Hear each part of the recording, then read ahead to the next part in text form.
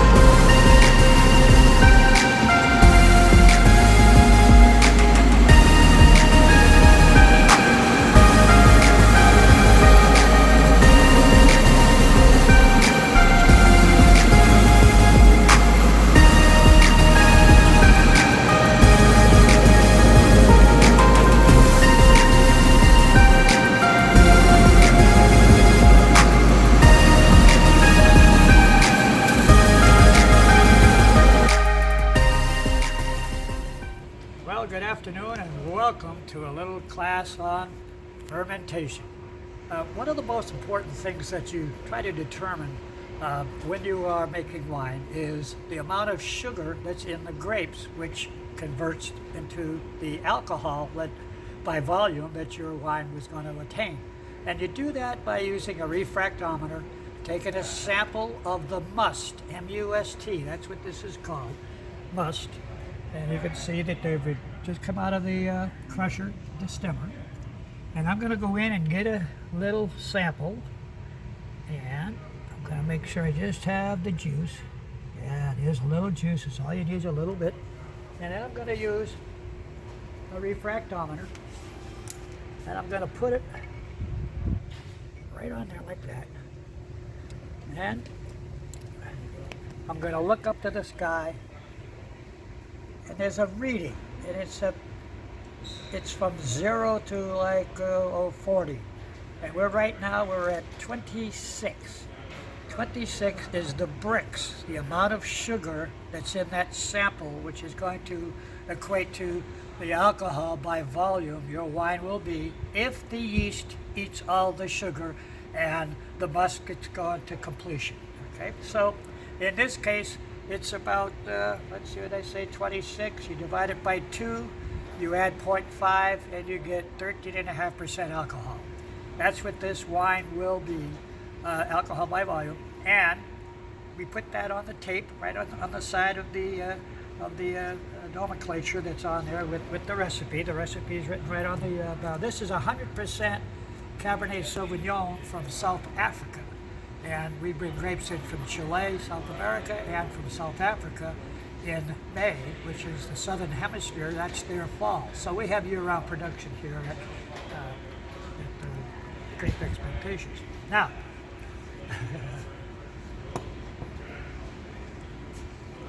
Now that we know that what the bricks is, we're going to write it right on the side so we keep track. And I'm going to go over here, and I'm going to put right down here 3.0 A, B, B. I'm also going to put it on the top because sometimes you get the tops and the base mixed up. You don't want to do that. So 13.0% ABV is alcohol by volume.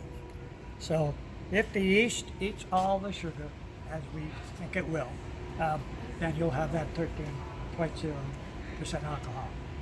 Wine is generally from 8.5 to about 17% alcohol. 17, really high. You get above that, you're into fortified wine. And in our case, we're making table wine. 13 is right in the middle. It's perfect. It's not too high of alcohol, so it burns your throat.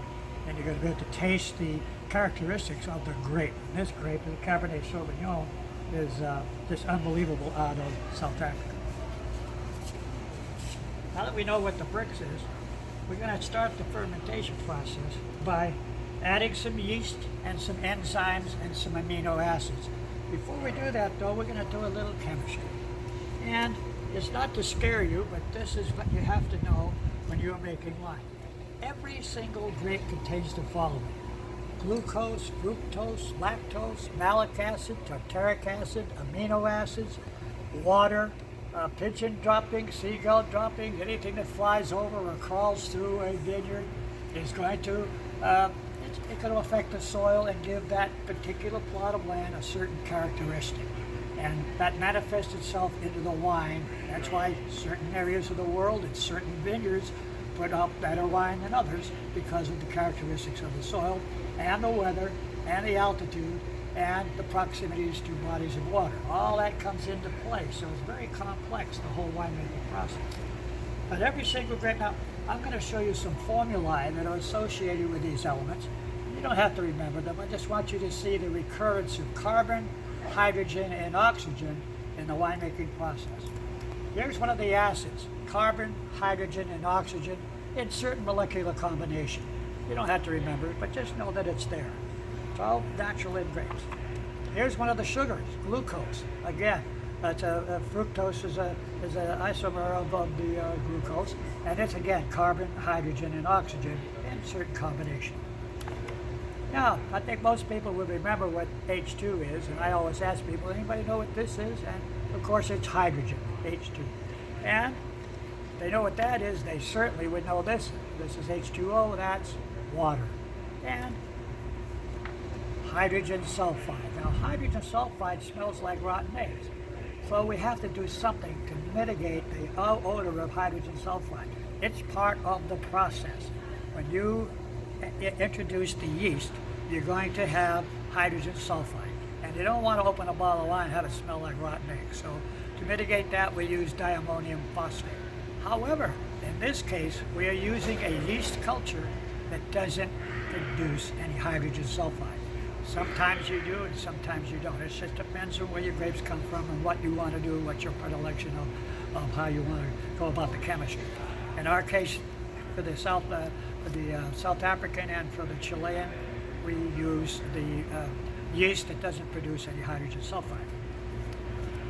Here's another little formula here. I'll get that over here.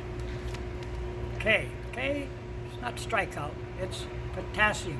We use potassium metabisulfite as an agent to mitigate any off-smelling of particles or to keep it nice and clean in the yeast.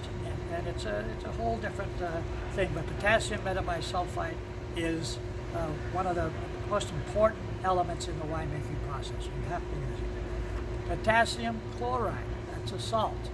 Just like sodium chloride is a salt, but potassium chloride is also part of the process to the process. And here's K9P. What is that? Well, you hit it on the head. Dog pee. And there's no dog pee in here, but dogs do go through a vineyard, and so it can affect the soil, and you have a lot of fun with that one particular one.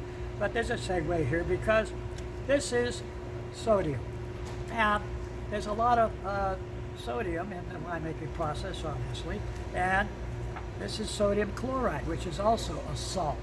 Okay, so you've got potassium chloride and sodium chloride, and then you have BaNa taken twice. Banana. There's no compound. There's no compound like this, but it's a good segue because there's lots of sodium and lots of potassium in bananas. We have a lot of fun with that, by the way. Carbon dioxide, CO2. Now, carbon dioxide, again, is one of the things that forces all the skins to the surface of the must. And in order to keep the skins in contact with the juice to develop the color, we have to punch down every day, 2 or 3 times a day. You have to punch down the must to keep it in solution so you're developing the color. And carbon dioxide is one of those things. So during the course of the week of fermentation, you're welcome to come over here and punch your wine down. And you don't have to do it 3 or 4 times a day, but if you come over during the week, you split it up among the group, and somebody comes in and on Monday, and another person comes in on Tuesday, and and we have people that make wine with us that come every single day and punch the whole row. The reason why we do that is because that way, if you punch the whole row, everybody will get theirs done 3 or 4 or 5 times a day. That helps to develop the color and the flavor of the wine. Sulfur dioxide, again, SO2, it's part and parcel to the process. And fungi, yeast. Yeast is nothing more than fungi. What's the most well-known type of fungi? Mushrooms. Mushrooms. And I saute mine in garlic and a little bit of olive oil and a little bit of shallots and drizzle it over a ribeye, medium rare. Try it sometime. I'll give you the recipe. We're making alcohol after all, and here is one of the alcohols that this is ethanol. Again, carbon, hydrogen, and oxygen in certain molecular combination. So that's a little bit of the chemistry, and it's not anything you have to really remember, but if you have a question on the chemistry of winemaking, please ask me because I'll be happy to help you understand what's going on. Now, having said that, what I have here is the combinations that we're going to use to turn your very, very delicious grape juice into wine. And what we have here is some yeast that I have pre-hydrated for about 15-20 minutes. It's part of the protocol, and this yeast culture again does not produce any hydrogen sulfide, and it's fairly new in the last 4 or 5 years, and so we've experimented with it and we like it, and so we continue to use it. So that minimizes us from it takes away from us having to add other chemicals. We don't want any interference, and we don't want any introduce anything that we don't have to in the winemaking process. So that's the good thing about the hydrogen sulfide minimized by the yeast culture we're using. Now, this culture comes from the south of France, from the Bordeaux region, and from the Tuscany region in Italy. Originally, about 200 years ago, it came from the Greek island of Samos, and it was recultured and recultured and recultured. This will withstand up to 17% alcohol without dying off. Some yeast cultures will only withstand 12 or 13 or 14% alcohol, and if you have a high alcohol wine, you don't want to have a stuck fermentation, because then you have to start all over again. And we have 5,000 people coming through here in any given year, and 200 or 300 people a day, and you have to fit them in if you had a stuck fermentation, so we don't want to do that. We're also adding some amino acids, and this also minimizes problems that may have occurred during shipping. These grapes came in all the way from South Africa and from Chile, and they've been on a boat for 2 weeks, 3 weeks, who knows how long it took to get here, and then on a truck from East Coast to here, and we don't know what was in there. So we use a particular enzyme, it's called endozyme, to minimize any problems that may have occurred during the transportation. And last but not least is, these are time-release tablets, and this is a whole series of vitamins that feed the yeast to give the yeast energy, to let the yeast eat all the sugar and convert it into alcohol.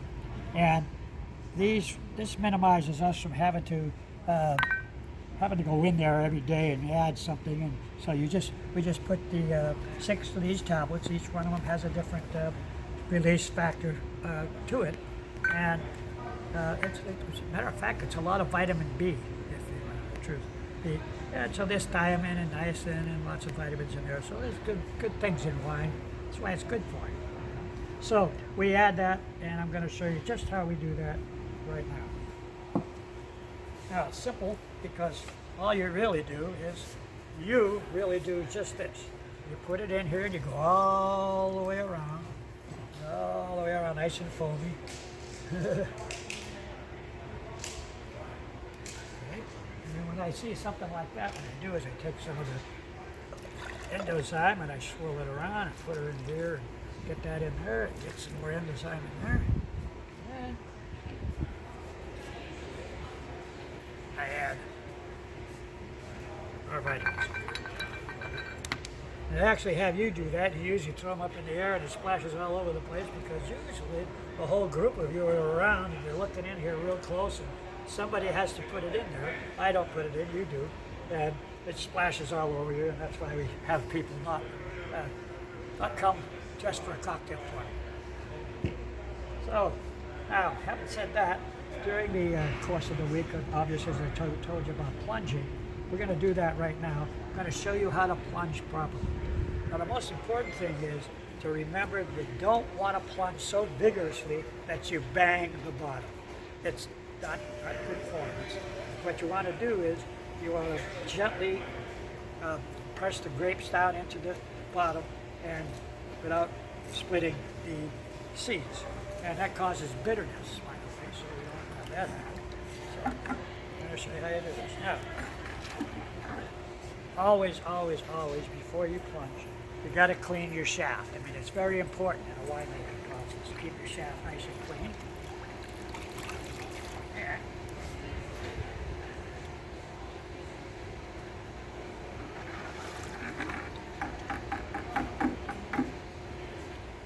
so, you press down. Now, some people, if they're short in stature, as I am, you actually stand up on the edge and you can press down, but I can go ahead and do it without standing on the edge today. And I just caress the bottom. You don't want to bang the bottom. It's not good form. So you go all the way around and you get it nice and juicy. That's the idea. Get it nice and juicy. And this takes about 1 minute and 40 seconds. Most guys know what that is. 1 minute 40. That right, ladies? Yes, absolutely. So that's what we're doing. Now, I'm just caressing the bottom and I'm scraping ever so gently and I'm bringing the grapes that are on the bottom up into solution. Okay? And you do that by putting it on edge, dragging it easily without banging it. And you don't want to split the seeds because that causes bitterness, as I said earlier. And way around. And that's all you do. And then when I'm all done, I just give it a little bang.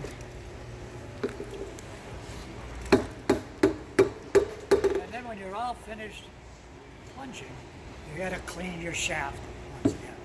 So you don't want to have a sticky shaft. I mean, it's not good for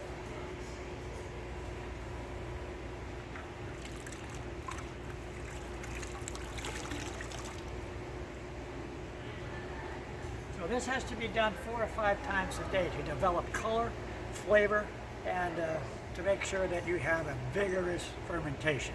Because you want the sugar to be converted into alcohol, and that's done by the yeast, the enzymes, and the amino acids. And at the end of the week, now you're going to go into the barrel through the press, and that's a whole other process, and you'll have a lot of fun with that, I'm sure. Do not wear a cocktail dress when you come to the pressing part, because believe me, it's a little bit messier than this. That's the story. So what we have here is, you can see it's very, very fresh parasitic acid solution in water, and a certain concentration that is going to maintain a certain sanitary element when we're plunging this fermentation. Now, the most important thing is, as I've often said, is you got to clean your shaft first. So we know it's already clean, but I like to do it because it's been sitting around. So I just clean the shaft and I squeeze it off. And you don't want it dripping all over the place. So.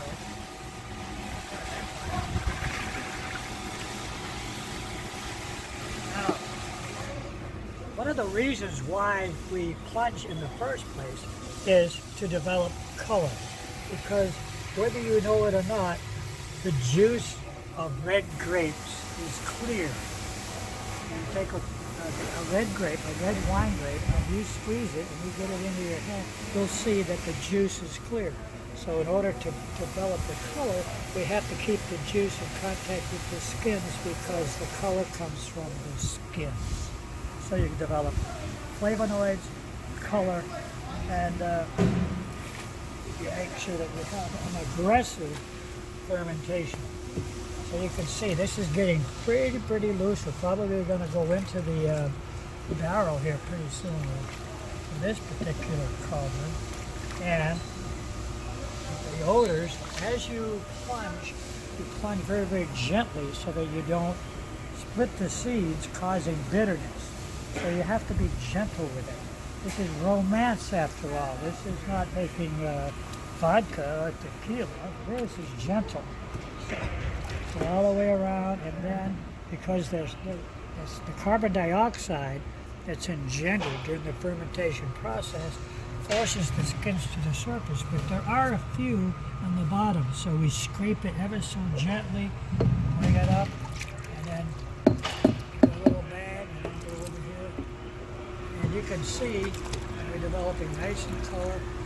But as the week of fermentation goes on, the solution gets looser and looser. We got a lot of wine in there now.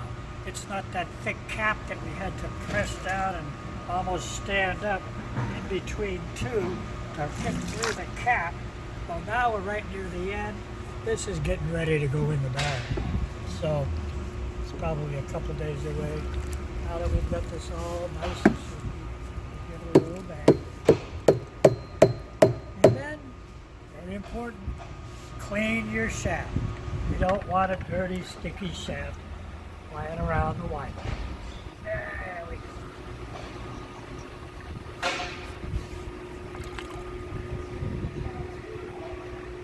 And that's how you develop color, flavor, and all the intensities that you need to make good wine. And this is done in very large quantities in big commercial wineries. Here we do things one barrel at a time. Every one of these barrels is sacrosanct. This happens to be a Malbec Merlot a blend with a little Carmenere in there. And it's going to be really nice because, number one, it's from the Southern Hemisphere, has a little different nuances because of its location, its proximity to the body of water, the South Pacific, and in that case, and the minerality that comes from the volcanic activity in Chile. It's amazing how that affects the soil, given a certain characteristic to the grape variety.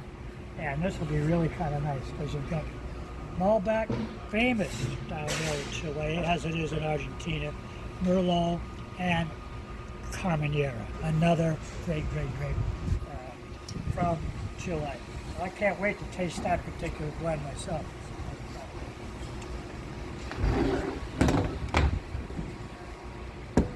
Let's see what we got here. We have a Carmenere, Cabernet Sauvignon, and a Cabernet Franc. And three great grapes, all from Chile. Kyle Arnold's got this. I can see that we already started with me. Now this one has a entirely different characteristic. And the olfactory emanation is entirely different from the one that we just plunged. This is Obviously the Carmenere comes through more prominently in this one than it did in this one, because there's only 5% of the Carmenere in the one we just did. This one, you got about 80% Carmenere, so it's mostly that grape that used to be part of the Bordeaux blend. One of the 5 grapes that were allowed to be part of the Bordeaux blend. It went out of favor in the 1800s, found its way down to Chile, where they thought it was Merlot for many years. And then Dr. Meredith at University of California, Davis, did a DNA analysis recently, because DNA, we make DNA analysis on everything now. Your earlobe, your derriere, your eyeballs. Anyway, she determined that there's something about this when she tasted the grapes that they were different and they were supposed to all be Merlot. Did a DNA analysis and found out, no, it's the long lost Carmenere that used to be part of the Bordeaux blend and made Chile famous, absolutely. As a matter of fact. So let's see what this is. All right. So, give another little wipe just in case anybody came by.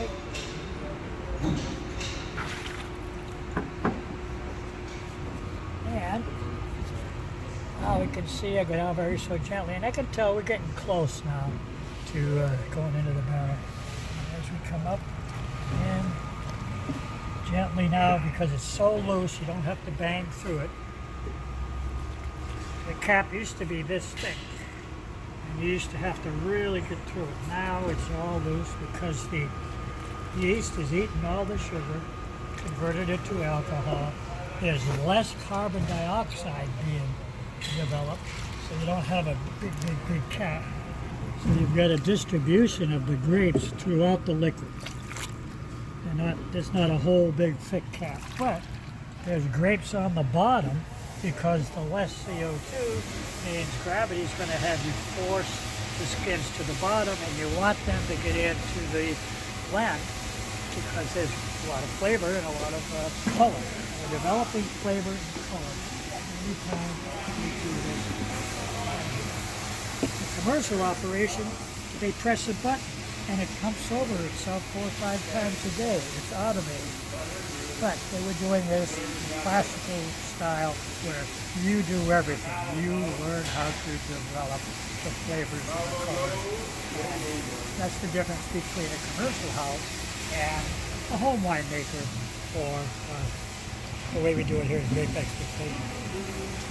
So I'm being very gentle with it. I'm going around and mixing the top stuff. And I don't want to bang it on the bottom, because that would cause bitterness. And again, give it a little bang. And once again.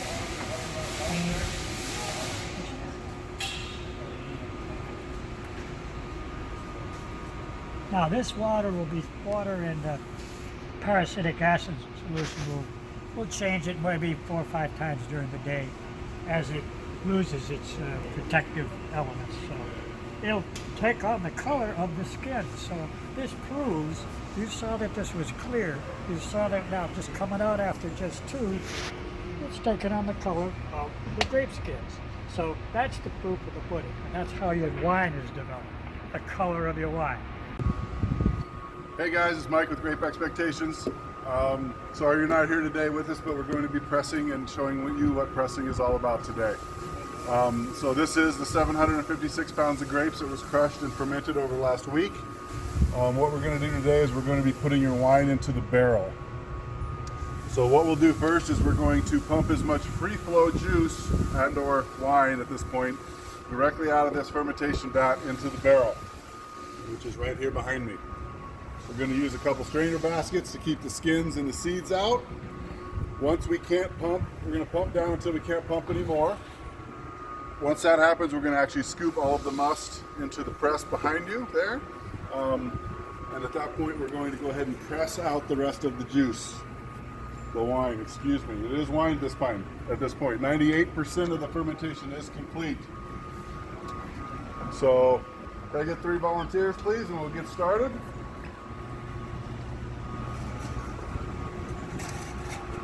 Strainer baskets, 1, 2, 3. 4th one can be the pumper. Burnsy, you want to pump? Sure. or Colin, either one. There you go. These baskets are going to keep all the seeds and the skins out of the barrel.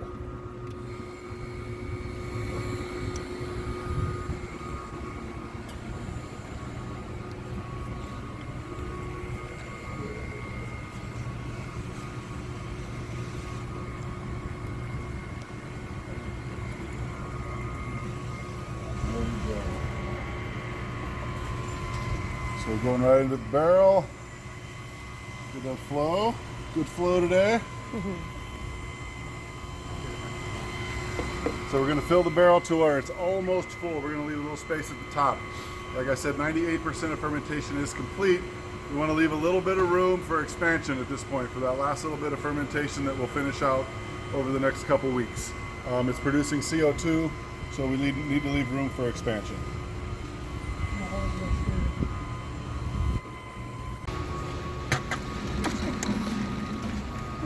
So as you can see in the tub, we've pumped out all of the free flow wine. So now what's left is just the must here. So we're going to scoop it into the press. You see the guys doing it now.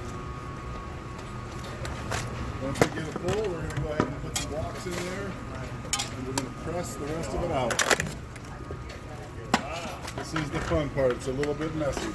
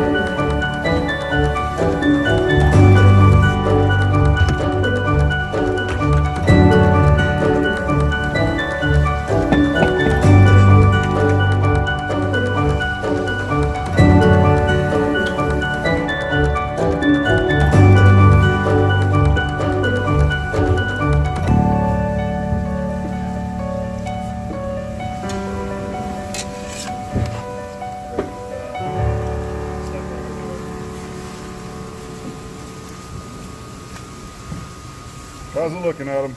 It's pretty soupy. Smells great. That it does.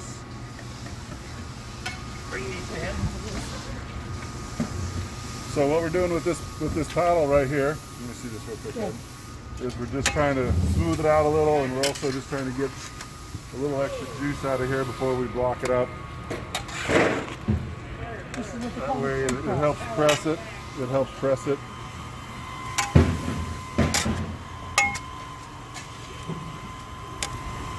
Okay. So Chad's going to hand me, we have the half moons here. We're going to put these in here in the press. Got them.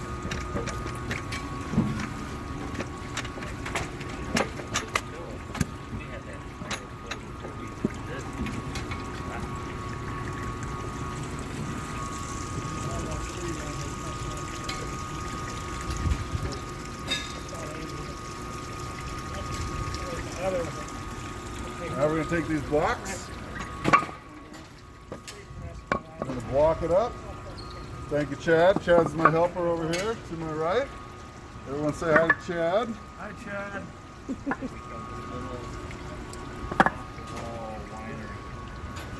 Just a big game of Jenga.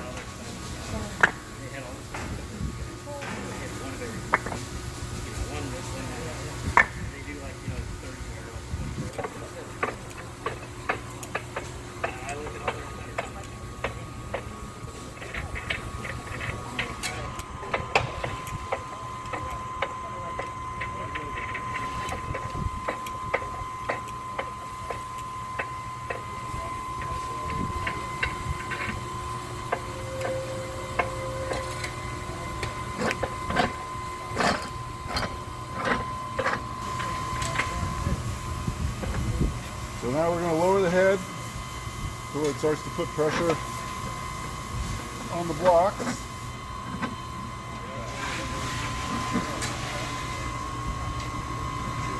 you can see it's going to start squeezing out the edge of the press.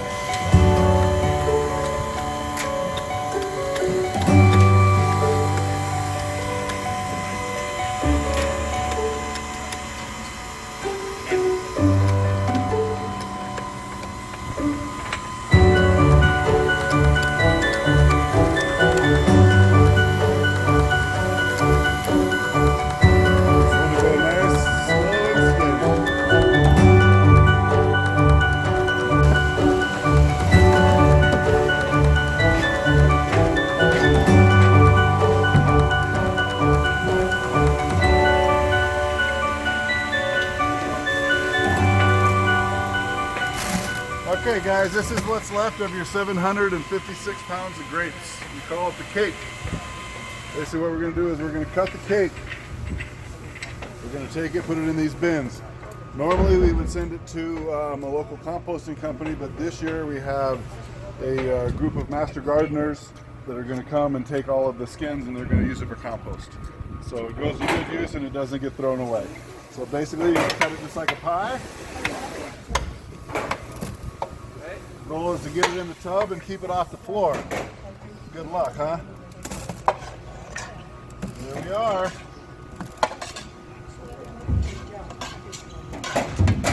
So not much left. 756 pounds of grapes. We got the good stuff out of it.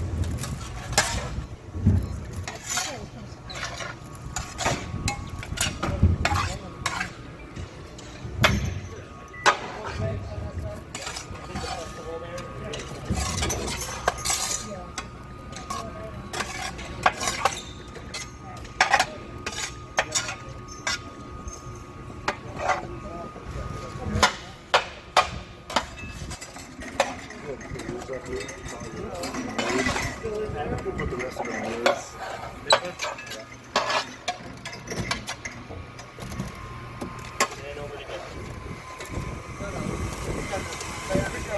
Timber.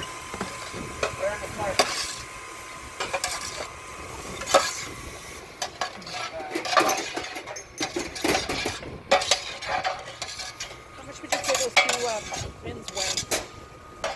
1 million pounds. I don't know, Grace, how much does that bin weigh? That probably weighs about, it's probably about 60 pounds. Yeah. So it starts out with about 750 something and ends up about 160 something. Yeah, that's probably a safe guess. I'll take it. Or 120 something. I can do math.